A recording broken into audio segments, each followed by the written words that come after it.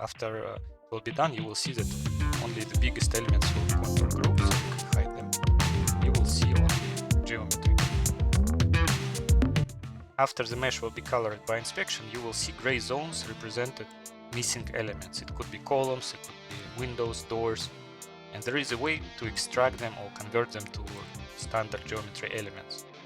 So let's select walls only. So only walls. To separate the gray zones from all the rest colors, you need to select your mesh and run inspection steps tool.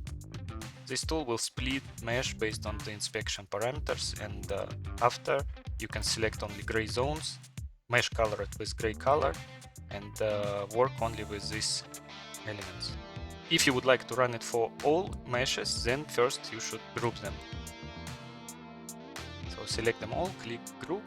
So when mesh will be grouped, you can select them and then run the same inspection steps too. Now you can select only mesh color with gray color and keep it only this mesh on screen. So I will change representation to flat. Here, as you can see, we have a lot of elements related not only to windows and doors, but also related to some part of the wall, and these elements can be filtered. So for that, just select the mesh and run segmentation tool.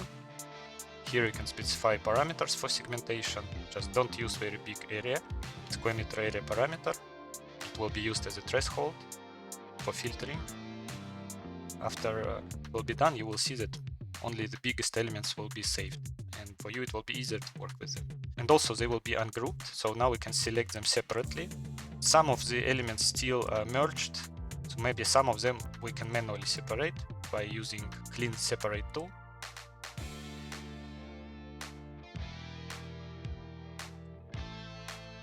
So when all the elements will be segmented, you can extract the contours, but I prefer before extracting smooth these edges, smooth these borders. So for that you can just select all these mesh segments.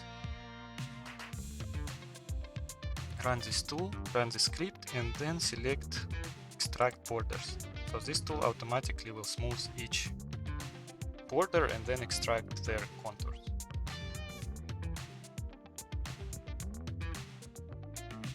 Be sure that you have only big contours, so just try to delete all small elements before running the extraction of rectangles.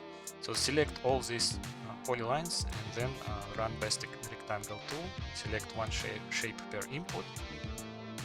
Here I prefer to lock this main axis, make it strictly vertical, and then you can click OK. All contours automatically will be saved into contour group, so you can hide them. You will see only geometry group. When all your rectangles created, all of them will have different size. And if you select even two similar windows, you will see that the size could be slightly different. So if I select these two windows, you will see that the length 3.28, 3.29. So here you can see that size could be slightly different because the tool trying just to fit best rectangle based on the contour size. If you would like to standardize these sizes and make them similar, you can use catalogs and change the size for these elements from the catalog. So let's select all windows, all these rectangles which are representing windows. We know that all of them should have the same size, so we can run the same script and select here geometry catalog. So here it's asking which rounding we would like to use, mathematical rounding or select a size from the catalog. We can choose from the catalog. Here it's asking which mode we would like to use, automatic with best match or manual, when we would like to choose from the list the related size. So you can create any file, any CSV file, and add any size there. So here's a template, you can use this template.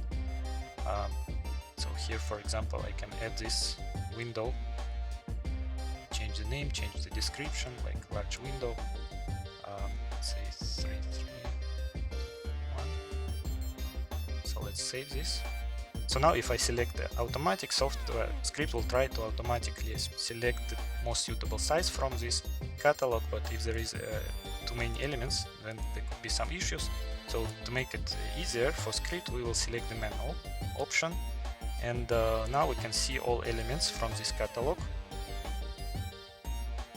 So I will select this size, and here's script asking me to which part of the window I'd like to apply it, only for length, only for width, and I can apply for both of them. And also it's asking if I would like to lock Z level, so if we want to keep the Z in the same position.